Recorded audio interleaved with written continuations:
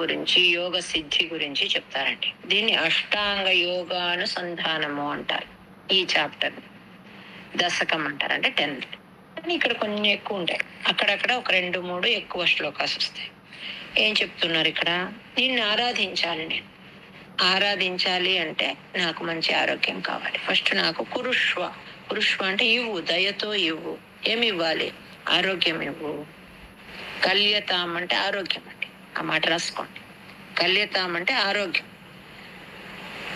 నాకు ఆరోగ్యం ఇవ్వు. ఎందుకోసం? నిన్ను ఉపాసించడానికి కోసమే. ఇంకా ఏదో నేను ఎంజాయ్ చేయడానికి కోసం అడగట్లే. నువ్వు నాకు దృఢమైన ఆరోగ్యాన్ని, మంచి శారీరక దృఢత్వాన్ని ఇస్తే నేను అష్టవిధములుగా యోగ సంధానం చేసి నీ కృపను పొందుతాను. కల్యతాం అంటే ఆరోగ్యం. కురుష్వ అంటే దయతో ఇవ్వు నాకు. నిన్ను ఆరాధించాలి అంటే అష్టాంగ యోగ సాధన చేస్తా నేను, కాబట్టి నాకు మంచి ఆరోగ్యాన్ని ఇవ్వు. ఆరోగ్య భాగ్యం చేత నేను నీ దయను పొందుతాను అని చెప్తున్నారండి. పతంజలి యోగ శాస్త్రంలో ఈ అష్టాంగ యోగము అనే దాన్ని వివరించి ఉంటారు. మీ అందరికీ తెలిసి ఉంటుంది. ఏమొస్తుంది అష్టాంగ యోగాలు అంటే? యమ, నియమ, ఆసన, ప్రాణాయామ, ప్రత్యాహార, ధారణ, ధ్యాన, సమాధుడు, వీటి గురించి వస్తుంది. ఏమేమి వస్తాయి? అష్టాంగం అంటే యమ, నియమ, ఆసన, ప్రాణాయామ, ప్రత్యాహార, ధారణ, ధ్యాన, సమాధులు, వీటిని అష్టాంగ యోగాలు అంటారు. వీటి గురించి మళ్ళీ నెక్స్ట్ కొంచెం చెప్తారు. ఎందుకు? నాకు నిన్ను సేవించడానికి మాత్రమే తగినంత ఆరోగ్యం ఇమ్మని అడుగుతున్నారండి. నాకు బాగా ఇస్తే నేను బాగా ఎంజాయ్ చేస్తాను, బాగా అది ఇది తినొచ్చు, లేకపోతే ఇంకెక్కడో తిరగచ్చు అని అడగట్లే. నిన్ను భగవత్ సాక్షాత్కారం కోసం నాకు ఆరోగ్యం ఇమ్మని అడుగుతున్నారు. అంటే ఇది సాధన శరీరము, దీన్ని నేను వృథా చేసుకోను. ఈ జన్మను, ఈ శరీరాన్ని వృథా చేసుకోదలుచుకోలేదు. నాకు శక్తి ఇమ్మని అడుగుతున్నాను. కల్యతాం మమ కురుష్వ తావతీం కల్యతే భవదుపాసనం యయా స్పష్టమష్టవిధ యోగచర్యయా పుష్టయా శుతవ తుష్టిమాప్నుయాం.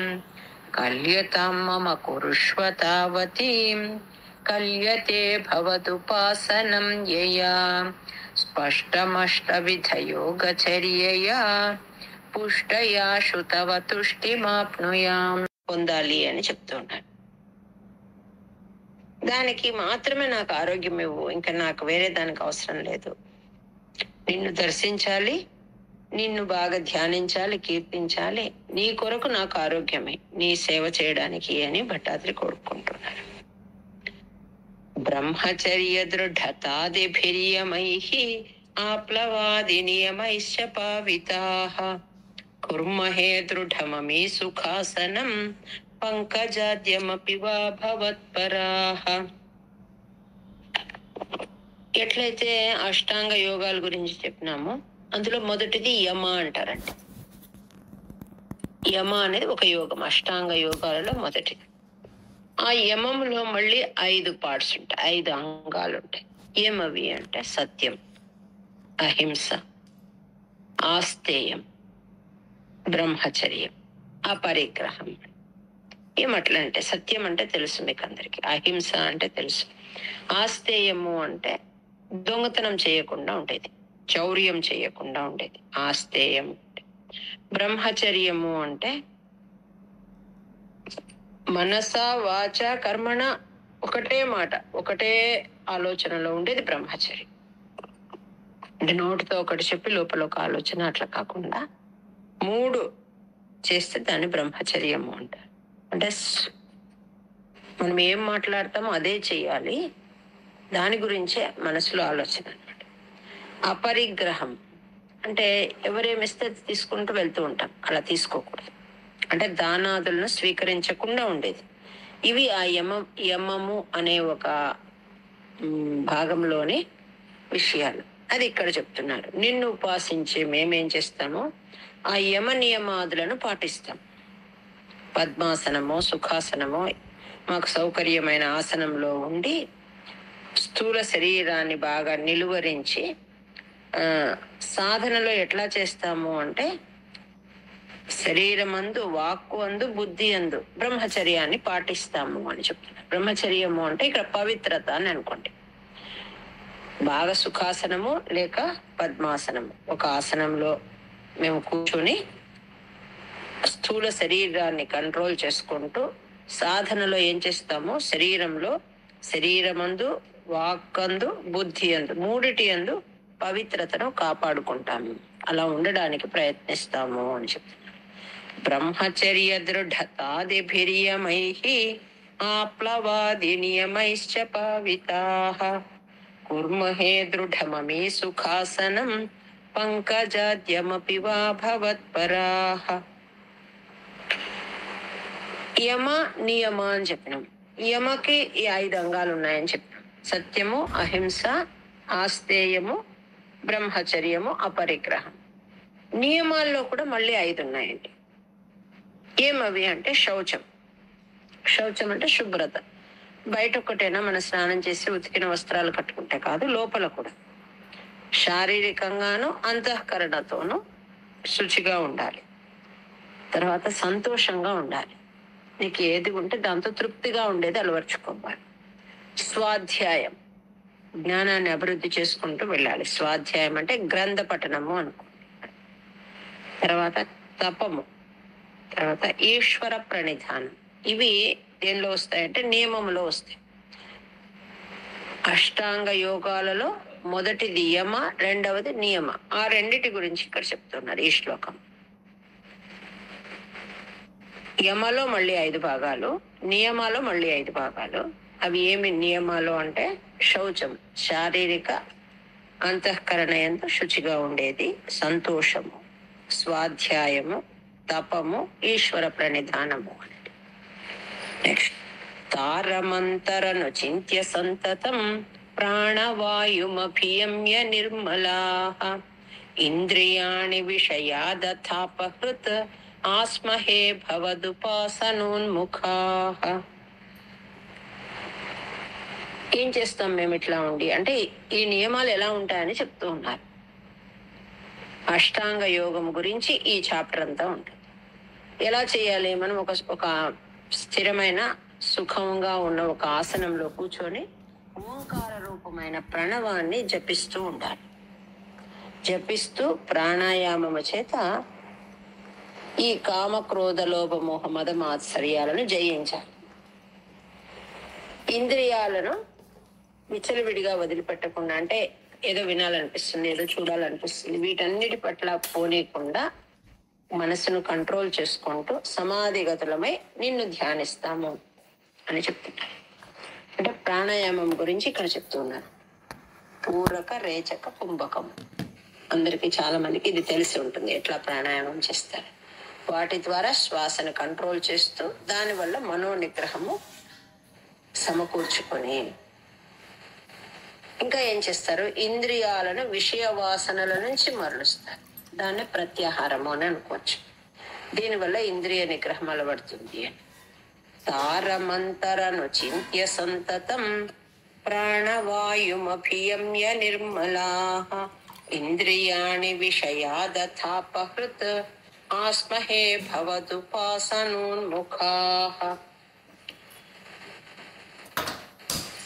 ఇక్కడ తారం అంటే ఓంకారము అని అర్థం అండి. తారము అని అంటే ఓంకారము అని అర్థం. సంతతం అంటే ఎప్పుడు ఎలా స్మరించాలి, అనుచింత్య. మనం మొదట్లో చెప్పుకున్నాం తైలధార లాగా అని. ఆ తైలధార అంటే నూనెను మనం దేనిలో అయినా వేసేటప్పుడు అది ఎలా ఉంటుందో దానిలాగా అది మారదనమాట. మన భక్తి కూడా ఎట్లా ఉండాలి అంటే మనం ఈశ్వరుని అడగాలంట, తైలధార లాంటి భక్తి నువ్వు అని. నీటి ధారకు తైలధారకు తేడా ఉంటుంది అనమాట. అట్లా తైలధారలాగా మనం ధ్యానిస్తూ ప్రాణవాయువును బంధించి ఇంద్రియాలను విషయాథ తాపహృత్. విషయాథ అంటే వాటికి సంబంధించిన విషయాల దగ్గరికి పోతూ ఉంటాయి ఇంద్రియాలని. వాటిని మరలించాలి. దాన్నే ప్రత్యాహారము అంటారు. అంటే మనసుని ఎట్లా కంట్రోల్ చేసుకోవాలి అని ఇక్కడ చెప్తాం. నెక్స్ట్ ఇంతవరకు చెప్పుకున్నాము. అందరూ నాకు ఛాన్స్ రాలేదు, నేను అన్మ్యూట్ చేసుకోలేకపోతున్నాను అంటున్నారు. నేను మీరు ఎవ్వరు డిస్టర్బ్ చేయకపోతే మిమ్మల్ని అందరినీ నేను రెడ్ లో పెట్టను, మామూలుగా పెట్టేస్తాను. నేను ధ్యానం అంటే ధ్యానంలో స్పష్టంగా కనపడకుండా ఉండే నీ రూపము, ఆ రూపము మసక కనిపిస్తూ ఉంటుంది, స్పష్టంగా కనిపించదు. ఎందుకు కనిపించదు అంటే మన ఆలోచన మారిపోయే కొద్దీ ఆ రూపం పక్కకు పోతూ ఉంటుంది అనమాట. ధ్యానంలో స్పష్టంగా కనపడకుండా కొంచెం అట్లా లీలగా కనపడే నీ రూపం పట్ల మేమేం చేస్తాము అంటే ప్రయత్నపూర్వకంగా బుద్ధిని ఆ రూపం పైన లగ్నం చేస్తాం. ముహుర్ముహు అంటే మాటికి అని, ధార ఏమా అంటే ధారణ చేస్తాం. అంటే కనిపించిన రూపాన్ని తిరిగి గుర్తు చేసుకొని మళ్ళీ ఆ రూపం పట్ల మేము ధ్యానం చేస్తాం ప్రయత్నపూర్వకంగా. ధిషణ అంటే బుద్ధి అంట, బుద్ధిని మాటికి ధారణ చేస్తాం. ఇంకా ఏం చేస్తాం, నీ పాద పద్మాలను ధ్యానిస్తాం. అంఘ్రి అంటే పాద పద్మాలు. భవదంగ్రి చింతకాహ అంటే నీ పాదాలను ధ్యానిస్తూ ఆ ధ్యానం వల్ల కలిగిన భక్తి చేత మనసులో ఆర్ద్ర భావాన్ని పొందుతాము అని చెప్తున్నారు. అంటే ఈ శ్లోకంలో ఎట్లాంటి ఒక అష్టాంగ యోగంలో దేని గురించి చెప్తున్నారంటే ధారణ అనే ఒక అంగం గురించి చెప్తున్నారండి. ఈ ధారణ అంటే ఏమి అంటే మనం చాలా సార్లు ఇది విని ఉంటాం. శ్రవణం చేసినాక మళ్ళీ దాన్ని మననం చేయండి అంటారు. ఏదైనా ఒకటి చూసినాక మళ్ళీ ధారణ చేయండి అంటారు. అంటే మనసుకు సంబంధమైన విషయం అన్నమాట ఇది. మనస్సును అనుసంధానం చేసి ఒకే విషయం పైన లగ్నం చేసేదన్నమాట ధారణ అంటే. అంటే మన గోల్ ఏముందో అది ధ్యానంలో కానీ ఇంకొక చదువులో కానీ ఇంకో చోట కానీ ధారణ అంటే ఏమి అంటే మనస్సును అనుసంధానం చేస్తూ ఒకే విషయం పైన లగ్నం చేయాలి. ఇక్కడ ఏం చేస్తున్నారు, మనసులో ఆ పరమాత్మ యొక్క ఒక స్వరూపం, ఒక మూర్తిని ధ్యానం చేస్తున్నారు. ధ్యానం చేసేటప్పుడు ఎక్కడెక్కడో పోతూ ఉంటుంది మనసు. అప్పుడు ఆ మనం ఏదైతే ఒక మూర్తిని మనసులో ప్రతిష్టాపన చేసుకుంటామో అది పక్క కదులుతూ, ఆ సాధన మొదలు పెట్టినప్పుడు అది అట్లాగే అస్పష్టంగానే ఉంటుంది. రాను ఏకాగ్రత కుదిరే కొద్దీ ఆ మూర్తి స్పష్టతను సంతరించుకుంటుంది అని చెప్తున్నారు. అట్లా చేయడం వల్ల ఏమవుతుందంటే భక్తి రసపానంతో మనసులో ఆర్ద్రత వస్తుంది. అస్ఫుటేవ పుషితే ప్రయత్నతో ధారయే మధుషణాం ముహుర్ముహు తేన భక్తి రసమంతరార్ద్రతాం ఉద్వహేమ భవదంఘ్రి చింతకా. కాసించి ఉన్నాను. ఈ శ్లోకంలో ఎట్లాంటి నియమం గురించి చెప్తున్నారంటే ధ్యానం గురించి చెప్తున్నారంటే పతంజలి యోగ శాస్త్రంలో ఉన్న అష్టాంగ యోగాల గురించి ఈ చాప్టర్, ఈ శ్లోకంలో అందులో ఒక అంగమైన ధ్యానం గురించి చెప్తున్నారు. వెనకటి శ్లోకంలో ధారణ, ఆ వెనకటి శ్లోకంలో ప్రాణాయామం, ఆ వెనుక యమ ఆసన నియమాలు, ఇట్లా ఒక్కొక్క దానిలో ఒక్కొక్కటి చెప్తూ వచ్చారు. ఈ శ్లోకంలో ధ్యానం గురించి చెప్తూ ఉన్నారు. పరమాత్మను ఆశ్రయించిన భక్తులంతా ఎలా ఉంటాం మేము, నిన్ను ఆశ్రయించిన భక్తులం మేము నిరంతరము సాధన చేత ధ్యానంలో ఉండి ఆ ధ్యానంలో ఎట్లాంటి స్థితి పొందుతాము, సమాధి ధ్యానమందు సమాధి గతులై ఉండి అంటే మంచి ధ్యాన స్థితిని చేరుకొని నీ యొక్క అద్భుతమైన సౌందర్య రాశిలాగా ఉన్న నీ యొక్క మూర్తిని మేము బాగా స్పష్టంగా దర్శించే ప్రయత్నం చేస్తాము. అంటే నాకు ఆరోగ్యం ఇమ్మని అడుగుతున్నారు కదా, నాకు ఆరోగ్యం ఇవ్వు, నేను ధ్యానం చేసుకుంటాను. అదే చెప్తున్నాను. అంటే ఎంతో అందంగా ఉన్న నీ రూపము మా హృదయంలో స్థిరంగా నిలిచి ఉండేటట్లు చేసుకుంటాం. అశ్రమం అని ఉంది, అంటే శ్రమ లేకుండా. శ్రమకు ఆపోజిట్ అశ్రమం. శ్రమ లేకుండా నీ యొక్క రూపాన్ని మనసులో ధ్యానించుకుంటాం, బాగా స్పష్టంగా ధ్యానం చేస్తాం. ధ్యానం గురించి ఇక్కడ చెప్పబడింది. ఆ ధ్యానం కూడా ఎట్లా నిరంతరం అభ్యాసము చేత ధారణ చేత మొదట అస్పష్టంగా కనిపిస్తుండ స్వామి మూర్తి రాను రాను ఒక్కొక్క అవయవము కూడా స్పష్టంగా విభాగించబడి బాగా మనసులో దర్శనం చేసుకోవడానికి వీలవుతుంది. అంటే మనం ఎలా చేయాలని కూడా ఇక్కడ చెప్తాం. ఇదంతా కూడా భగవద్గీతలో వచ్చిన ఆ ధ్యాన యోగానికి సంబంధించిన విషయాలన్నీ ఈ చాప్టర్ లో ఉన్నాయి. నెక్స్ట్ ఇంకొకసారి, విస్ఫుటావయవ భేద సుందరం త్వద్వపుస్సుచిరశీలనావశాత్ ఆశ్రమం మనసి చింతయామహే ధ్యాన యోగ నిరతాస్త్వదాశ్రయా. చదవండి. ఇంక ఇక్కడ ఏం చెప్తున్నారు అంటే, ఎప్పుడైతే అట్లాంటి ఒక రూపాన్ని ధ్యానం చేస్తూ వెళ్తారో, ఆ అద్భుత రూపాన్ని ధ్యానం చేస్తూ ఉండేటప్పుడు ఎట్లా అనిపిస్తుంది మనసుకి అనే భావాన్ని ఇక్కడ చెప్తున్నారండి. ఆ మనసు ఆనందం, సాంద్రానందం అంటే ఏమి చెప్పడానికి వీలు కానట్లాంటిది. అద్భుతం, అత్యద్భుతం, ఇంకా ఏమైనా ఉంటే ఆ పదాలన్నీ దానికి పనికొస్తాయి. అట్లాంటి ఒక సాంద్రానందమైన ఒక రస స్వరూపమైనది. అది ఎట్లాంటిది అంటే కేవలం మనసు మాత్రమే చెప్తుంది, ఇంకా వేరే చెప్పడానికి సాధ్యం కాదు, మాటలతో చెప్పడానికి వీలు కాదు. అట్లాంటి ఒక స్థితిని మేము పొందుతాము అని చెప్తున్నారు. అంటే అన్ని కళలతో, స్వామి సకల కళలతో ఉండే అట్లాంటి యొక్క నీ మూర్తిని ధ్యానిస్తూ ఎవరికైతే అది హృదయంలో స్థిరంగా ఉంటుందో వాళ్ళు పరవశించిపోతూ ఉంటారు. వాళ్ళని చూస్తేనే మనం చెప్పొచ్చండి, ఆ ముఖంలో ఆ వెలుగు, ఆ సంతోషం ఉంటుంది. అది ఎట్లా ఉంటుంది అంటే ఆ పరబ్రహ్మ స్వరూపము వారి మనసులో ఉంటుంది కాబట్టి అది ముఖంలో ప్రతిఫలిస్తుంది అన్నమాట. ఆ రకంగా చేస్తాం. దీనికి ఎట్లా ఎగ్జాంపుల్ వస్తుంది అంటే, రాను రాను మనకు ధ్రువుడి కథ వస్తుందండి. ధ్రువుడికి నారదుడు ఉపదేశం చేస్తాడనమాట. ఇట్లా ఉంటాడు పరమాత్మ, నువ్వు ఈ రకంగా ఒక మూర్తిని తయారు చేసుకుని దానికి పూజ చేసుకుని నువ్వు మనసులో ఆ మూర్తిని ధ్యానిస్తూ తపస్సు చెయ్యి అని. చిన్ని బాలుడు అట్లాంటి ఒక మట్టితో ఒక మూర్తిని తయారు చేసుకుని అట్లాంటి మూర్తిని మనసులో పెట్టుకుని ధ్యానం చేస్తాడండి. ఎంతటి చిన్న బాలుడు ఎంత కఠినమైన తపస్సు చేస్తాడు. ఆ చేసేటప్పుడు ఎంతగా మనసుని ఆ మూర్తి పైన పెడతాడు అంటే ఈ శ్లోకానికి కరెక్ట్ గా సెట్ అవుతుందండి. ఆనందంలో ఉండిపోతాడు అనమాట తపస్సు చేస్తూ. స్వామి మెచ్చి ఎదురుగా వస్తాడు. లోపల ఎలాంటి మూర్తిని ఆయన ధ్యానిస్తున్నాడో అలాంటి మూర్తి ఎదురుగా కనిపిస్తాడు. కనిపించిన వీడు బాహ్య స్మృతి రాదనమాట ఎవరికి, ధ్రువుడికి. అప్పుడు పరమాత్మ చూసి చూసి ఏం చేస్తాడు, ఆ బాలుడి మనసులో ఉన్న ఆ మూర్తిని అంతర్ధానం చేస్తాడు. అప్పుడు అతనికి కనిపించలే లోపల హృదయ కమలంలో, కళ్ళు తెరుస్తాడు అనమాట. తెరిస్తే ఎదురుగా పరమాత్మ కనిపిస్తాడండి. ఆ విషయం అంటే అంతగా ఆనందంలో ఎదురుగా ఆ ధ్యానించే మూర్తే ఎదురుగా కనిపిస్తే అది కూడా స్పృహ లేనట్లుగా అంతటి ధ్యాన స్థితిలో వెళ్ళిపోతాడు. అది ఏది అంటే బ్రహ్మానందం, సాంద్రానందం అనమాట. దాని గురించి ఇక్కడ చెప్తున్నారు.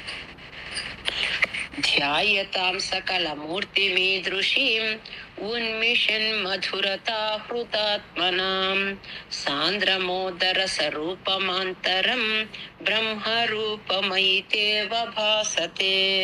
అంటే సమాధి స్థితి గురించి చెప్తున్నారండి ఇక్కడ.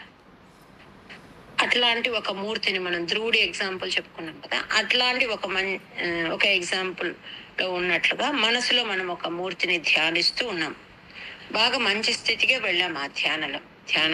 కానీ ఒక్కొక్కసారి మళ్ళీ అక్కడ నుంచి డైవర్షన్ వస్తుంటాం. పరిచ్యుతో ఉంటే అక్కడ నుంచి జారిపోతూ ఉంటాం. అంటే ఒక స్టేజ్కి వెళ్ళి ఉంటాం, రోజు పొద్దున 5 గంటలకు లేయాలి, వాకింగ్ పోవాలి, లేకపోతే 5 గంటలకు నారాయణీయం క్లాస్ పోవాలి, భగవద్గీత క్లాస్, ఇవన్నీ అనుకుంటాం. కానీ అలారం వచ్చినప్పుడు దాన్ని నొక్కేస్తాం, లేకుండా పడుకునేస్తాం, లేక ఇంకోటి ఏదో చేస్తాం అనమాట. మధ్యలో జారిపోయినప్పుడు మళ్ళీ వెనక చెప్పుకున్న నియమాలు ఏవైతే ఉన్నాయో వాటి ద్వారా తిరిగి మళ్ళీ మేము ఆ స్థితికి వస్తాము అని చెప్తుంటారండి. అంటే ఆ నిర్వికల్ప సమాధి స్థితి పొందిన తర్వాత ఒకవేళ ఆ స్థితి నుంచి మళ్ళీ తిరిగి పతనం ఏర్పడిన, పతనము అంటే మంచి స్టేజ్ నుంచి డౌన్ అయిపోయినా కూడా, పతనం సంభవించినా కూడా మళ్ళీ మేము ధారణ దశ నుంచి మళ్ళీ సాధన ఆరంభించి ఆ ధ్యాన సమాధి స్థితులను పొందుతాము అని చెప్తున్నారు. ఎందుకు లభిస్తుంది ఇది అంటే అందరికీ ఇది అనుభవమే. మనం అనుకుంటాం కానీ అనుకున్నట్లుగా 100% ఉండలేము. 80-90% వరకు కూడా సాధిస్తాం. ఆ సాధించినప్పుడు ఒక్కొక్కసారి చిన్న చిన్న పతనావస్థ వచ్చే అవకాశం అందరికీ ఉంటుంది. మళ్ళీ తిరిగి ఏం చేస్తామో వెనకటి నియమాలు ఏవైతే స్టార్టింగ్ నుంచి చెప్పుకున్నామో అట్లా ధారణ దశ నుంచి మళ్ళీ సాధన ప్రారంభించి ఈ ధ్యాన సమాధి స్థితులను మేము పొందుతాము అని చెప్తున్నారు. ఇక్కడ ఆశ్రమం అంటే ఆశ్రయించి, ఏ రూపాన్ని ఆశ్రయించి మేము ధ్యాన స్థితిని కొనసాగించినామో దాన్ని తిరిగి పొందుతాము. ఒకవేళ పరిచ్యుతో అంటే పతనము పొందినా కూడా తిరిగి మేము అదే స్థితిని పొందుతాము. ఏదో కారణం వల్ల ఆ సమాధి స్థితి నుంచి జారిపోయినా మళ్ళీ నీ పాదాలను ఆశ్రయించి ధారణ ధ్యానాదులను ఆరంభిస్తాము అని చెప్తున్నారు. ఇంకొకసారి ఎవరైతే నిర్వికల్ప సమాధి స్థితిని పొంది ఉంటారో అట్లాంటి యోగులకు ఏమవుతుంది అంటే సద్యోముక్తి అనేది లభిస్తుంది. అట్లా కాకుండా క్రమముగా స్టెప్ బై స్టెప్ ముక్తి వస్తుందనే వాళ్ళు ఎట్లా ఉంటారు అంటే ఈ ప్రాణవాయువును ఏ రకంగా వాళ్ళ షట్చక్రాల గుండా వాళ్ళు చేస్తారనేది చెప్తూ ఉంటారంట. అంటే మంచి భక్తితో సాధన చేయడం వల్ల ఏమవుతుంది అంటే సుఖానుభూతిని పొందుతారు. అప్పుడు వాళ్ళు జీవన్ముక్తులుగా భక్త శిరోమణులుగా ఎవరిలాగా అంటే శుకుల వారు నారదుల వాళ్ళలాగా నిరాసక్తులే మేము సంచరిస్తూ ఉంటాం.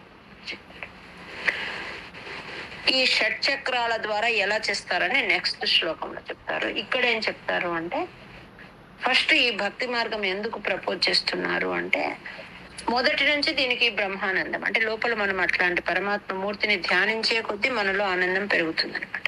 అంటే సాధన స్టార్టింగ్ నుంచి ఆనందం పొందుతారు, ఆఖరికి టార్గెట్ కూడా రీచ్ అవుతారు. అదే వేరే సాధనాల్లో ఏమవుతుందంటే శరీరాన్ని ఎక్కువ కష్టపెట్టుకుని ఎన్నో సాధనలు చేసినాక మళ్ళీ లభిస్తుంది అనమాట ఆనందం. కాబట్టి భక్తి మార్గానికి ఎక్కువ ప్రాచుర్యం లభిస్తుంది. అదే ఈజీ అని చెప్తూ ఉన్నారండి. అంటే భక్తితో ఇట్లా సాధన చేయడం వల్ల ఏమవుతుంది అంటే మనసుకు మంచి అనుభూతి, సుఖానుభూతి కలుగుతుంది. ఇప్పుడు జీవన్ముక్తులుగా భక్త శిరోమణులుగా ఎవరిలాగా అంటే శుకుల వారు నారదుల్లాగా మేము కూడా అలా చేస్తాము అని చెప్తున్నారు. అంటే నిర్వికల్ప సమాధి స్థితిని పొందిన వాళ్ళు ఆ బ్రహ్మానందాన్ని పొంది జీవన్ముక్తులలాగా అయిపోతారు. వాళ్ళు ఏమి బంధం లేకుండా శుకుల వారిలాగా నారదుల వారిలాగా భూమిలో సంచరిస్తూ ఉంటారు చెప్తున్నారు. నెక్స్ట్ ఇంకొకసారి ఇత్తమభ్యసన నిర్భరోల్లసత్ త్వత్పరాత్మ సుఖ కల్పితోత్సవాః ముక్త భక్త కుల మౌలితాంగతాః సంచరేమ శుక నారదాదివత్. ఏమది అంటే అన్ని ఇప్పుడు ఈ అక్షరాలన్నీ ఉన్నాయి కదా, అవన్నీ పరమాత్మను స్తుతించడానికి పుట్టినాయండి. అంటే భగవంతుడి గురించి చెప్పని ఒక్క అక్షరం కూడా లేదటండి. అది పుట్టినది వాటి కోసమట. అంటే భగవంతుని వర్ణించడానికే వర్ణాలు ఉన్నాయన్నమాట. దానికి ఆ పేరు కూడా వర్ణమాల అని ఎందుకు వచ్చింది అంటే భగవంతుని వర్ణించడం వల్లనే వాటికి వర్ణమాల అని పేరు అనమాట. అందులో ఏముంటాయి అక్షరాలు? ఆ నుంచి ఉంటాయి, ఆ ఈ నుంచి ఎంతవరకు? క్ష వరకు అనుకోండి. అంటే ఆ నుంచి క్ష వరకు ఉన్న అక్షరాలన్నిటికీ ప్రతిపాద్యుడు ఎవరు అంటే పరమాత్మ. దానికి అతనికి అక్షర అని అంటారు, అక్షర పురుషుడు అంటారు. ఆ నుంచి క్ష వరకు ఉన్న అన్ని అక్షరాలకు ప్రతిపాద్యుడు ఎవరు అంటే ఆ పరమాత్మ. ప్రతి అక్షరానికి ఆయన పేరుందండి. ఆ వర్ణమాల అనే పేరు కూడా ఆయన్ని వర్ణించడం వల్ల వచ్చింది. ఆ నుంచి క్ష వరకు ఉన్న అక్షరాలన్నిటికీ ప్రతిపాద్యుడు ఆ పరమాత్మ. కాబట్టి అతనికి అక్షర అని పేరు. అంటే ఒక్కొక్క అక్షరము కూడా భగవంతుడి ఒక్కొక్క నామం అండి. ఒక అక్షరానికి ఒక నామం ఉంది. ఓన్లీ ఆ అనుకో అజ అంటారు, ఆతో స్టార్ట్ అయ్యి అజ అని. అజ అంటే ఎప్పటికీ ఉండేవాడు అట్లా అని అర్థం అనమాట. కాబట్టి అన్ని వర్ణాలు పరమాత్మని కోసమే ఉన్నాయి. దీన్ని మనం ఎట్లా గుర్తుపెట్టుకోవాలి అంటే ఈ వర్ణాలన్నీ కూడా భగవంతుడి హుండీలో ఉండే నాణ్యములు, కాయిన్స్ అని గుర్తుపెట్టుకోవాలండి.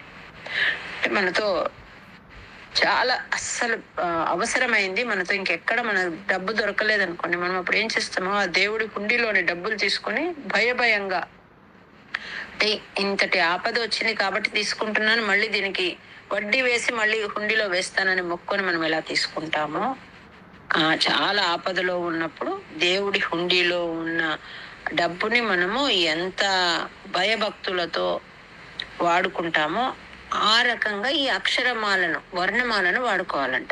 అంటే అవసరాన్ని మీరి మనము వాడకూడదటండి. అన్ని వర్ణాలు స్వామివే, అవి ఆయన స్తుతించడానికి వర్ణించడానికి ఉన్నాయి. మనం ఏం చేస్తున్నామో వాటిని లౌకిక విషయాలకు ఎక్కువ వాడుకుంటున్నాం. అంటే అనవసర మాటలకు అన్ని ఆ పదాలను ఉపయోగిస్తున్నాం. దీనికి కంపారిజన్ అట్లా చెప్తారు. అంటే దేవుడి హుండీలో ఉన్న డబ్బులు తీయాలని మాటికి తీయం కదండి, ఎప్పుడు తీయం, దేవుడి దగ్గరే పెడతాం. అది మనకి ఇంకెక్కడా దొరకని సమయంలో పెద్ద ఆపద వచ్చింది ఏం చెయ్యాలనేటప్పుడు ఆ దేవుడికని తీసి పెట్టిన డబ్బు వాడతాం. వాడేటప్పుడు చాలా చాలా హుషారుగా, అంటే హుషారుగా ఇన్ ద సెన్స్ అలర్ట్ గా ఉంటాం. ఇది నాది కాదు, ఇది స్వామి కనిపెట్టిన డబ్బు, ఈరోజు అవసరానికి తీస్తున్నాను, నేను ఎంత కావాలో అంతే తీయాలి, అంతకన్నా ఎక్కువ తీయకూడదని మనం ఏ రకంగా భయంతో ఉంటామో అట్లా ఈ వర్ణాలని వాడేటప్పుడు కూడా మనము ఎంత అనివార్యత, అంటే ఎంత కావాలో అంత, ఎంత అవసరమో అంతనే వాడాలట. ఆ రకంగా పొదుపుగా వర్ణమాలను కూడా వాడాలట. ఎందుకు ఎక్కువ వాడతాము అంటే ఆ చాటింగ్ మనకి ఇష్టం అనమాట. మాటలు మాట్లాడుతూ ఉంటాం, ఇంకెవరి గురించో మాట్లాడతాం, ఇంకేదో మాట్లాడతాం, అన్నిటికీ వాడుకుంటాం. ఈ అక్షర ఆ నుంచి క్ష వరకు ఉన్నవన్నీ పరమాత్మని వర్ణించడాని కోసమే పుట్టినాయి అనమాట. కాబట్టి వాటి కోసమే, అంటే ఆయన కోసమే వాడాలి. ఇవి రాను రాను ఆ మిగిలిన చాప్టర్స్ లో వచ్చినప్పుడు ఇంకా కొంచెం డీటెయిల్ గా వస్తుంది, అక్కడ కొంచెం. ఇప్పుడు వరకు మనం ఈ 3 శ్లోకాలకి కలిపి ఇప్పుడు అర్థం చెప్పుకుందామండి. ఏమలాగా అంటే ఈ 3 కనెక్టెడ్ అనమాట. ఫస్ట్ ఏం చెప్తున్నారు అంటే దీనికన్నా ముందు ధ్యానం ఎలా చెయ్యాలి అని వెనకటి, అంటే 9 శ్లోకాల వరకు నేను కూర్చుంటాను ఇలా సిట్టింగ్ పొజిషన్, కానీ ఎలా ధ్యానం చెయ్యాలి, ఆ సమాధి స్థితిలో ఎలా ఉంటాం, ఇలాంటి విషయాలు చెప్పినారు. ఆ ధ్యానం చేసే పద్ధతి ఇంకొకసారి చెప్పుకొని మళ్ళీ దీని దగ్గరకు వద్దాం. ఎట్లా చెయ్యాలట ధ్యానము? భగవంతుడు జీవుని హృదయం మధ్యలో సూక్ష్మాకాశంలో ఉంటాడండి. ప్రతి ఒక్కరిలో ఆయన ఉంటేనే మనలో చలనం ఉంటుంది. చేతనం ఉండాలి అంటే ఆయన మనలో ఉన్నాడు. ఆయన ఎప్పుడైతే పక్కకు వెళ్ళిపోయినాడో ఇంకా మన ఈ దేహము అశుభమైంది అనమాట, ఇంకా ఉంచుకోరు. ఆయన ఉన్నంత వరకే ఈ దేహం. ఆయన అలా ఉన్నాడు, కానీ మనము గ్రహించకుండా అతన్ని స్మరణ లేకుండా ఉన్నాం అనమాట. అలా ఉండకుండా ఆ ఉన్న పరమాత్మని మనం స్మరణలోకి తెచ్చుకొని స్మరిస్తూ ఉండాలట. ఎట్లా ఉన్నాడని భావించాలి అంటే చతుర్బాహుడై ఉన్నాడని భావించాలి. శంఖ చక్ర గదా పద్మాలతో ఉన్నాడు, అందంగా ఉన్నాడు, పద్మదళ నేత్రుడై ఉన్నాడు, పీతాంబరధారి అయి ఉన్నాడు, కౌస్తుభ మణిహారాలు, నవరత్న కచిట కిరీట కుండలాలన్నీ ధరించినాడు, వక్షంపై శ్రీవత్స చిహ్నం ఉంది, వైజయంతి మాలతో ఉన్నాడు, సువర్ణ కంకణాలు ధరించినాడు, భుజకీర్తులు ధరించినాడు. ఇవన్నీ పెట్టుకుని ఆయన ఉన్నాడని ధ్యానించాలటండి మన హృదయ మధ్యస్థం. మరి ఇన్ని కనిపిస్తాయా అంటే ఒక్కొక్క పార్ట్ పైనే మనం ఫస్ట్ పాదాల పైన మళ్ళీ కొంచెం అలా వెళ్తూ ధ్యానం చేయాలట. ఇంకా ఆయన చిరునవ్వు చిందిస్తూ ఉన్నాడట. మంచిగా, అంటే ప్రేమ ఒలికే అట్లాంటి చూపులతో ఉన్నాడట.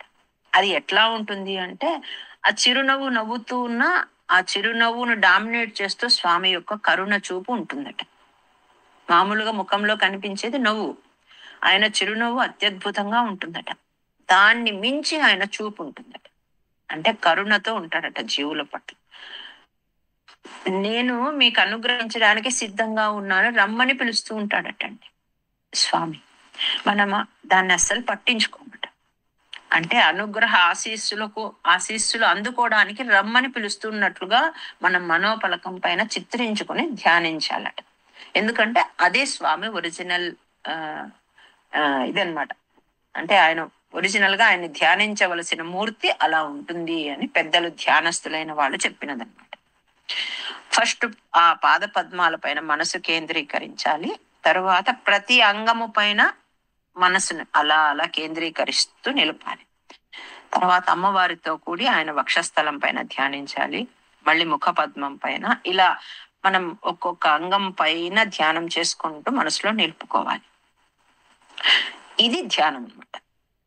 ఈ పూర్తి రూపాన్ని మనసులో నిలుపుకోవడం ధారణ అంటారు. అప్పుడు అట్లా నిలుపుకుంటే ఏం లాభం అవుతుంది అంటే ఇంకా వేరే చోటికి మనసు పోదనమాట. మన కాన్సన్ట్రేషన్ బాగా కూర్చుంటుంది, వేరే భావాలు రావు, మన బుద్ధి అంతా శుద్ధమైపోతుంది అనమాట. అన్ని ఆభరణాలు అలంకారాలతో కూడి ఉన్న ఆ సంపూర్ణ స్వామి యొక్క స్వరూపాన్ని ఎడతెగక ఎప్పుడు మనసులోనే దర్శనం చేసుకుంటూ ఉంటే అదే భక్తి అండి. ఇంకేం కాదు భక్తి అంటే. స్వామి యొక్క ఆభరణాలు అలంకారాలతో కూడి ఉన్న ఆయన స్వరూపాన్ని వదిలిపెట్టకుండా నిరంతరము మనసులో మనము దర్శిస్తూ ఉండడమే, ప్రేమతో స్మరించడమే భక్తి అన్నమాట. ఇట్లా పరిపూర్ణ భక్తి యోగాన్ని సాధించిన యోగి ప్రారబ్ధవశ కర్మ నశిస్తే ఆయన దేహత్యాగం చేస్తాడు. అప్పుడు ఎట్లా ఉంటుంది ఆయన పరిస్థితి అని ఈ 3 శ్లోకాలు చెప్తున్నాయి. ఇంతవరకు చెప్పుకున్నది ధ్యానం గురించి, ఏ రూపాన్ని ఎలా ధ్యానం చేయాలి. ఇప్పుడు ఆ జీవి దేహం వదులుతాడు, అప్పుడు ఏం చేస్తాడు, ఎలా వెళ్తాడు, దాని గురించి భగవద్గీతలో 8వ అధ్యాయంలో కూడా ఇదే విషయాలు వస్తాయి. ఇట్లాంటి భక్తి యోగాన్ని సాధించిన యోగి తన కర్మ నశిస్తే దేహత్యాగం చేయదలుచుకొని ఏం చేస్తాడు, అనువైన కాలాన్ని సెలెక్ట్ చేసుకుంటాడు. పవిత్ర ప్రదేశం, అనువైన కాలము, పవిత్ర ప్రదేశము వీటి కోసం చూడకుండా ఏం చేస్తాడు, సుఖాసీనుడై మనస్సుచే ప్రాణవాయువును నిగ్రహించి, ఆ మనస్సు ఎప్పుడు వేగం పరిగెత్తుతూ ఉంటుంది కదా, తన బుద్ధితో ఆ మనోవేగాన్ని అరికడతాడటండి. అంటే ఆ బుద్ధిని జీవాత్మను శుద్ధాత్మలోను నిలుపుతాడు. ఐ రిపీట్, అట్లాంటి యోగి ఏం చేస్తాడు అంటే, నేను పలానా సమయంలో చనిపోతే నాకు మంచిది అట్లా ఆలోచించడు. అనువైన కాలము, పవిత్ర ప్రదేశము వీటి గురించి చూడకుండా సుఖాసీనుడై మనస్సు చేత ప్రాణవాయువును నిగ్రహించి తన మనస్సు యొక్క వేగం అంటే ఎక్కడెక్కడికో పోతూ ఉంటుంది కదా, ఆ మనస్సును తన బుద్ధి చేత కంట్రోల్లో పెట్టుకుంటాడు. ఆ బుద్ధిని ఏం చేస్తాడు, జీవాత్మను శుద్ధాత్మలో నిలుపుతాడు. ఆ శుద్ధాత్మను పరమాత్మలో కల్పేస్తాడండి. పరమ శాంతిని పొందిన వాడై కర్మత్యాగం చేస్తాడట. ఇది యోగుల శరీరాన్ని విడిచే క్రమం. ఇంకా ముక్తి అంటారు. ముక్తి అంటే 2 రకాలన్నమాట. అదే ఈ 3 శ్లోకాల్లో చెప్తున్నది. సద్యోముక్తి అంటారు, క్రమముక్తి అంటారండి. ముక్తి అనేది 2 రకాలు. సద్యోముక్తి అంటే తత్క్షణ ముక్తి అని, క్రమముక్తి అని. సద్యోముక్తిని కోరుకునే యోగి ఎట్లా ఉంటాడు అంటే, తన పాద మూలంతో మూలాధార చక్రాన్ని నొక్కి పడతాడండి. ప్రాణవాయువుని బిగబడతాడు. ఈ నాభి దగ్గర ఉండే మణిపూరక చక్రానికి తీసుకొని పోతాడు. అక్కడి నుంచి హృదయ స్థానం నుంచి మళ్ళీ అనాహత చక్రానికి, అక్కడి నుంచి విశుద్ధ చక్రానికి, మళ్ళీ అట్లాగా వెళ్తూ వెళ్తూ ఆజ్ఞా చక్రానికి ప్రాణవాయువును తరలిస్తాడు. ఆ పైన అన్ని 7 ద్వారాలు, కళ్ళు, చెవులు, నాసిక, నోరు ఇవన్నీ క్లోజ్ చేసేసుకొని ఏ కోరికలు, ఏ ఆలోచనలు లేనివాడై ఒక అర్ధ ముహూర్త కాలం అట్లానే ఇంద్రియాలతో ఎలాంటి సంపర్కం లేకుండా ప్రాణాలను నిగ్రహిస్తాడట. ఆ తర్వాత బ్రహ్మరంధ్రాన్ని ఛేదించుకుని పరబ్రహ్మంలో లీనమైపోతాడట. ఇది సద్యోముక్తి అంటారండి. తత్క్షణ ముక్తి, క్రమముక్తి అని ఒకటి ఉంది. ఏమిది క్రమముక్తి? ఈ దేహత్యాగ సమయంలో ఏం చేస్తాడు అంటే, ఇంద్రియాలతో సంగమము విడవలేని యోగి ఉంటాడు. అతను ఏం చేస్తాడు, ఇంద్రియాలతో సహా గుణాలతో కూడి ఉన్న బ్రహ్మాండంలో బ్రహ్మలోకంలోకి చేస్తాడు. అక్కడ సిద్ధులు వ్యవహరిస్తూ ఉంటారు. అణిమాది సకల ఐశ్వర్యాలు ఉంటాయి అక్కడ. ఇంకా ఎట్లా ఉంటుంది అంటే, విద్య, తపస్సు, యోగము, సమాధి, భజనలు చేస్తూ వాయువులో లీనమైన లింగ శరీరులైన యోగేశ్వరులు ఉంటారు అక్కడ. వాళ్ళు బ్రహ్మాండం లోపల సంచరిస్తారు, వెలుపల సంచరిస్తారు. కర్మ ద్వారా ఎవరు ఇలాంటి శక్తిని, గమన శక్తిని పొందలేరటండి. వీళ్ళు ఏం చేస్తారు, ఆకాశ పథంలో ఆ యోగి సుషుమ్నా నాడి వెంట వెళ్తూ వెళ్తూ అగ్నిని చేరుకుంటాడు, మళ్ళీ తేజస్సుతో చేరుకుంటాడు, దేనికి తగులుకోకుండా మళ్ళీ నక్షత్ర మండలానికి పోతాడు, సూర్య మండలానికి పోతాడు. ఇట్లా అన్ని మండలాలు దాటుకుంటూ దాటుకుంటూ ధ్రువ మండలానికి వెళ్తాడండి. ఆ ధ్రువ మండలానికి దాటి, ధ్రువ మండలం ఎక్కడుంటుంది అనేది మనకు నెక్స్ట్ రాబోయే ధ్రువ చరిత్రలో వస్తుందండి. ఎంతటి అనుగ్రహం చేస్తాడు స్వామి అంటే, ధ్రువుడికి తన తన పురముకి ఎదురుగా ఇస్తాడనమాట. ప్రతిరోజు ధ్రువుడు స్వామిని చూడవచ్చు అనమాట. అలాంటి ఒక స్థానం ఇస్తాడు. ఆ ధ్రువ మండలాన్ని దాటి ఆ పరమాత్మకు సంబంధించిన శింశుమార చక్రము అని ఉంటుంది అనమాట. ఆయన ఒక రూపం, శింశుమార రూపం. అది ఎలా ఉంటుంది అంటే తేలులాగా ఉంటుంది. అది కూడా మనకు రాబోయే దశకాల్లో వస్తుంది. ఆ శింశుమార చక్రానికి చేరుతాడు. అక్కడ ఒంటరిగా పరమాణు స్వరూపంతో, లింగదేహముతో బ్రహ్మవేత్తలు నివసించే ఆ మహర్లోకం అనే చోటికి పోతాడనమాట. అక్కడ చాలా కాలం వినోదిస్తూ, అంటే ఒక మహాకల్పకాలం అనుకోండి, అంతకాలం వినోదిస్తూ కల్పాంతంలో మళ్ళీ ఎక్కడికి వస్తాడు అంటే, ఈ ఆదిశేషుడు ఉంటాడు కదా, అతని ముఖ జ్వాలలన్నీ వస్తూ ఉంటాయి. దహించుకుపోయే త్రిలోకాలనన్నీ చూస్తూ ఆ వేడి భరించలేక బ్రహ్మలోకంలోకి ప్రవేశిస్తాడు. ఇది కొంచెం అర్థమయ్యేది కష్టం అనిపిస్తుంది. ఎందుకు కష్టం అనిపిస్తుంది అంటే, పదే పదే పదే పదే చదివి వింటూ ఉంటే కొంచెం తెలుస్తుందండి, లేకపోతే కొంచెం కష్టంగా ఉంటుంది. ఎట్లా వెళ్తాడు? ఇంద్రియాలతో సంగమము విడవలేని యోగి అంటే, ఇంద్రియాలతో సహా గుణములతో కూడి ఉన్న బ్రహ్మాండంలో బ్రహ్మలోకం చేరుతాడు. అక్కడ ఖేచరులు అనేవాళ్ళు, సిద్ధులు అనేవాళ్ళు విహరిస్తూ ఉంటారు. ఇంకా ఆ లోకం ఎట్లా ఉంటుంది అంటే, అణిమాది సకలైశ్వర్యాలతో కూడి ఉంటుంది. వాళ్ళు భజనలు చేస్తూ ఉంటారు, మంచి యోగ సాధన చేస్తూ ఉంటారు, సమాధి స్థితిలో ఉంటారు. వాయువులో లీనమైపోయిన లింగ శరీరులైన యోగేశ్వరులు ఉంటారు అక్కడ. వాళ్ళు ఎట్లాంటి వాళ్ళు అంటే, బ్రహ్మాండంలో బ్రహ్మాండం బయట కూడా సంచరిస్తారు. కేవలం కర్మ ద్వారా ఎవరు ఇలాంటి గమన శక్తిని పొందలేరు. ఒక యోగాల్లో పర్ఫెక్ట్ అయిన వాళ్ళు మాత్రమే పొందగలరు. అట్లా ఆకాశ పథంలో ఆ బ్రహ్మలోకగామి అయిన యోగి ఏం చేస్తాడు, అట్లా వెళ్తాడు అన్నమాట. వెళ్తూ వెళ్తూ ఎక్కడికి వెళ్తాడు? నక్షత్ర మండలానికి వెళ్తాడు, సూర్య మండలానికి వెళ్తాడు. మొదట అగ్ని అనే దేవతను చేరి అక్కడ తేజస్సును తీసుకొని, అంటే జ్యోతిర్మయమైన తేజస్సుతో బాగా నిర్మలమైపోయి దేని యందు తగులుకోకుండా నక్షత్ర మండలానికి వెళ్తాడు, సూర్య మండలానికి వెళ్తాడు. మిగిలిన మండలాలన్నీ దాటుతూ ధ్రువ మండలానికి చేరుకుంటాడు. ఆ ధ్రువ మండలానికి దాటి శింశుమార చక్రానికి చేరుతాడు. అక్కడ ఒంటరిగా పరమాణు స్వరూపంతో, లింగ శరీరంతో ఎక్కడైతే బ్రహ్మవేత్తలు నివసిస్తారో అట్లాంటి మహర్లోకానికి పోతాడు. ఒక మహాకల్పకాలం అనుకోండి, అంటే చాలా కాలము అక్కడ వినోదిస్తూ ఆఖరికి ఈ శేషుడి యొక్క అగ్ని జ్వాలలు వస్తూ ఉంటాయి ఆయన ముఖం నుంచి.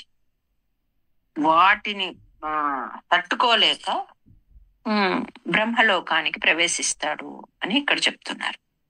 మరి ఆ బ్రహ్మలోకం ఎట్లా ఉంటుంది అంటే చాలా అద్భుతంగా వర్ణిస్తారండి. అక్కడ ఎట్లా ఉంటుంది అంటే, సిద్ధుడి యొక్క విమానాలు ఆ లోకంలో సూర్య తేజస్సుతో తిరుగుతూ ఉంటాయట. అక్కడ శోకం ఉండదట, వార్ధక్యం ఉండదట, మృత్యు ఉండదట, భయము దుఃఖము ఏమీ ఉండవట. విష్ణు పాదాలను ధ్యానించాలనే జ్ఞానం లేని వాళ్ళ యొక్క శోకాలను వాళ్ళు అక్కడి నుంచి చూస్తూ ఉంటారట. మనల్ని చూస్తే అయ్యో వీడు వేస్ట్ చేసుకుంటున్నాడే జీవితం అంతా అని బాధపడుతూ ఉంటారు మనల్ని చూసి. వాళ్ళ యొక్క అమృత వాక్కులు ఆ లోకంలో వాళ్ళు ఏం మాట్లాడితే అది అంత అద్భుతంగా పరమాత్మ గురించి మాట్లాడుతూ ఉంటారంట. అలాంటి బ్రహ్మలోకంలో నివసిస్తుండేవాడు మళ్ళా రాడట. పుణ్యాతిశయంతో బ్రహ్మలోకం చేరుకున్న వాళ్ళు ఆ కల్పాంతంలో వాళ్ళ పుణ్యాల తారతమ్యమంతా అయిపోయినాక మళ్ళీ బ్రహ్మాండాన్ని ఛేదించుకొని స్వామిని చేరుకుంటారు అని చెప్తారు. ఇక్కడ కొన్ని తత్వాల గురించి అంతా చెప్తారు, మహత్తత్వము, అహంకార తత్వము, అదంతా అది మళ్ళీ చెప్పుకుందాం ఆ సందర్భం వచ్చినప్పుడు. ఇట్లా అన్ని వెళ్ళి వెళ్ళి వెళ్ళి వెళ్ళి అక్కడికి వెళ్తాడు. ఆ త్రిగుణాలను జయించి ఆయన పరబ్రహ్మంలో లీనమవుతాడు. ఇది పరమ భాగవతులు అనుసరించే మార్గం. ఈ మార్గాన్ని ఎవరైతే వెళ్తాడో అతను వందలాది కల్పాలు గడించినా మళ్ళీ తిరిగి రాడు ఇంకా అని చెప్తున్నారు. బ్రహ్మలోకము గురించి వర్ణిస్తూ ఈ విషయాలన్నీ చెప్తారు. సద్యోముక్తి గురించి, క్రమముక్తి గురించి చెప్తారు. ఇది గీతలో వచ్చింది, వేదంలో వచ్చింది, అన్నిట్లో వీటి గురించి వచ్చిందండి. కొంచెం అర్థం కానట్టు ఉంటుంది, కానీ రాను రాను మనం వేరే చాప్టర్స్ చెప్పుకున్నప్పుడు దీని గురించి ఒక అవగాహన వస్తుంది. ఇక్కడ భట్టాద్రి గారు ఏం చెప్తున్నారంటే ఈ విషయాన్ని తనకు అన్వయించుకొని చెప్తూ ఉన్నారు. అంటే నేను ఇలా ధ్యానిస్తాను, సమాధి స్థితిలో సద్యోముక్తి కోరుకునేవాడు ఇలా ఉంటాడు అని. ఇక్కడ ఒక చిన్నది మనకు అర్థమయ్యే ఒక విషయం చెప్తాను. ఎవరు మళ్ళీ తిరిగి రారు, ధ్రువపదాన్ని ఎవరు చేరుతారు అంటే 8వ చాప్టర్ 24వ శ్లోకం చూడండి భగవద్గీతలో. ఉత్తరాయణంలో చనిపోవాలి. 3 పాయింట్లు అండి. ఉత్తరాయణంలో చనిపోవాలి. ఇప్పుడు మనకు దక్షిణాయనం వస్తుంది, సంక్రాంతి నుంచి ఉత్తరాయణం వస్తుంది. ఈ ఉత్తరాయణంలో చనిపోవాలి, శుక్లపక్షంలో చనిపోవాలి. శుక్లపక్షము అంటే బిఫోర్ పౌర్ణమి, మొదటి 15 రోజులు. ఒక నెల స్టార్ట్ అవుతూనే మొదటి 15 రోజులు. నెల అంటే 1వ తారీఖు అని కాదు, శుక్ల పాడ్యమి అని లెక్క. మొదటి 15 days ఉత్తరాయణము, మొదటి 15 days పగలు. ఈ 3 ఈ సమయాలు కలిసి వచ్చే టైంలో చనిపోయిన వ్యక్తి ఇంకా మళ్ళీ తిరిగి రాడు అని చెప్తారు. ఇది భగవద్గీతలో ఇది నేర్చుకున్న తర్వాత ఎవరైనా చనిపోయినారని తెలిసినప్పుడు వెంటనే క్యాలెండర్ తీసుకుని ఇది గమనించే వాళ్ళమండి. 99 పాళ్ళు ఈ 3 కుదిరిన వాళ్ళు దొరకలేదండి. అక్కడో రేర్గా ఒకరు ఇద్దరు కనిపించినారు. కానీ ఉత్తరాయణం ఉంటుంది, శుక్లపక్షము ఉంటుంది, కానీ పగలు ఉండదు, రాత్రి అయిపోతుంది. ఉత్తరాయణం ఉంటుంది, పగలు ఉంటుంది, కానీ శుక్లపక్షం కాకుండా కృష్ణపక్షం అవుతుంది. ఇట్లా ఒక్కటైనా మిస్ అయిన వాళ్ళు ఉన్నారు, కానీ అన్ని సెట్ అయిన వాళ్ళు ఒకరిద్దరు దొరికినారు. ఎవరా ఒకరిద్దరు అని గమనిస్తే నా ఎరికలో ఉన్న వాళ్ళలో ఒక లేడీ మెంటలీ సరిగా లేరండి. ఆవిడ పిల్లలంతా పుట్టిన తర్వాత ఏదో సందర్భంలో ఆమెకు మైండ్ బాగలేక ఆమెకు తెలియదు అనమాట, ఊరికే అలా ఉంటారు. అలాంటి లేడీ చనిపోయిందండి. ఒక 50-55 సంవత్సరాల లేడీ. ఇంకెవ్వరూ ఆ సమయానికి చనిపోయిన వాళ్ళంటే ఇన్ని విన్నా కూడా చనిపోయిన వారి విశేషాలు ఈ 3 కలిసి వచ్చినప్పుడు రాలేదు. ఆవిడ ఒక్కరు వచ్చారండి.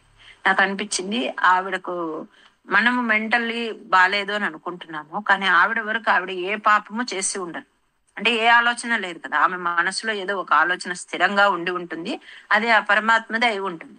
ఇంకా వేరే ఏ విషయాలు ఆమెకు తన పిల్లల గురించి తెలియదు, తన భర్త గురించి తెలియదు, వేరే ఏ ఐహిక విషయాల గురించి ఆమెకు ఏమీ తెలియదు అనమాట. పెడితే తింటుంది, లేకపోతే లేదు, అలాగే ఊరికి గమ్మున ఉంటుంది అనమాట. అలాంటి లేడీ చనిపోయిందండి. మీరు కూడా ఇప్పటి నుంచి ఎవరైనా ఏదైనా వార్త వింటే ఇది టాలీ అయిందా అని గమనించుకోండి. ఇప్పుడు ఇంతవరకు మనం చెప్పుకున్న అవి కొంచెం కష్టమైతే అర్థం కావు, ఇది మనకు తెలుస్తుందండి. ఏమేమి చూడాలి? ఉత్తరాయణము, శుక్లపక్షము, పగలు, ఈ 3 కలిసి వచ్చినప్పుడు ఎవరు చనిపోయినారు. లేక మంచి భగవత్ సేవకులు అలాంటి సమయంలో వెళ్తారు, యోగులు వెళ్తారు, వాళ్ళు మరి తిరిగి రారు. అగ్నివాసర అంటే అగ్ని అంటే దినము అని, వాసర అంటే దినం అని. వాళ్ళర్క్ష పక్షగైహి అంటే శుక్లపక్షము. ఉత్తరాయణ జుషాచ అంటే ఉత్తరాయణ అభిమాని అని. ఎవరు ఇట్లంతా చేస్తారు అంటే భగవంతుని తెలుసుకోవాలని కుతూహలంతో ఉన్న వ్యక్తి ఈ ఉత్తరాయణ సమయంలో, శుక్లపక్షంలో, పగటి పూట అంటే సూర్యుడు ఉన్న సమయంలో ప్రాణోత్క్రమణం అయితే అతను ఆనందాన్ని పొంది ధ్రువ మండలానికి వెళ్ళిపోతాడు అని చెప్తారు. అంటే దీనికి అభిమాన దేవత ఎవరు అంటే సూర్యుడు, తేజస్సు, అగ్ని అని అర్థం. నెక్స్ట్, ఆ బ్రహ్మలోకం చేరాలనే భక్తుడు ఎట్లా ఉంటాడు అని వెనకటి శ్లోకంలో చెప్పుకున్నాం మనం. అంటే పగటి కాలానికి, శుక్లపక్షానికి, అగ్నికి, ఈ 3టికి అంటే ఉత్తరాయణానికి, ఉత్తరాయణంలో ఉన్న శుక్లపక్షానికి, పగటి కాలానికి, వీటికి అధిష్టాన దేవతలు ఉంటారండి. అట్లాంటి అధిష్టాన దేవతల చేత అతను తీసుకోబోబడతాడు. ఎక్కడికి చేరుతాడు? సూర్యలోకానికి చేరుతాడు. అక్కడ ఆ దేవతలతో సమానమైన అన్ని భోగాలను అనుభవిస్తాడు. కొంతకాలం తర్వాత ధ్రువలోకానికి చేరుతాడు. ఆ ధ్రువలోకానికి చేరినాక అక్కడ అతను మహర్లోకం చేరుతాడు అని చెప్పుకున్నాం. బ్రహ్మలోకానికి వెళ్తాడు. ఎంతవరకు ఉంటాడు అక్కడ అంటే నైమిత్తిక ప్రళయము అని జరుగుతుందన్నమాట. అంతవరకు ఉంటాడు. ఆ నైమిత్తిక ప్రళయం సమయంలో అన్ని ఏమైపోతుంది అంటే ఆ ప్రళయాన్ని ఎట్లా చెప్తారు అంటే జ్వాలలన్నీ లోకాన్ని చుట్టుముడతాయి అని చెప్తారు. ఎక్కడి వా జ్వాలలు అంటే ఆదిశేషు నుంచి వస్తాయి అన్నమాట. ఆదిశేషుని ముఖ జ్వాలలే వచ్చినాయి అంటే ప్రళయం సంభవిస్తుంది అని అర్థమట. ఈ వెళ్ళిన భక్తుడు ఏం చేస్తాడు, ఆ ముఖ జ్వాలలు ఆదిశేషుని ముఖం నుంచి అలాంటి జ్వాలలు వచ్చే వరకు అక్కడ ఉంటాడు. ఉండి వాటి చేత తనను తప్పింపజేసుకుంటాడు. తర్వాత అక్కడి నుంచి పరమాత్మని శరణు కోరి బ్రహ్మలోకాన్ని చేరిపోతాడు. ఒక్కొక్కసారి ఈ జ్వాలలు అతన్ని తప్పింప చేయకుండా కూడా బ్రహ్మలోకానికి పంపిస్తారు అని చెప్తున్నారు. అంటే ఏమిది, ఆ బ్రహ్మ యొక్క ఒక దినం పూర్తి అయితే ఆ నైమిత్తిక ప్రళయం సంభవిస్తుందండి. అప్పుడు అట్లాంటి జ్వాలలు అన్ని లోకాలను చుట్టుముడతాయన్నమాట. దీన్ని ఆదిశేషుని ముఖ జ్వాలలు అని వర్ణిస్తారు పురాణాలను.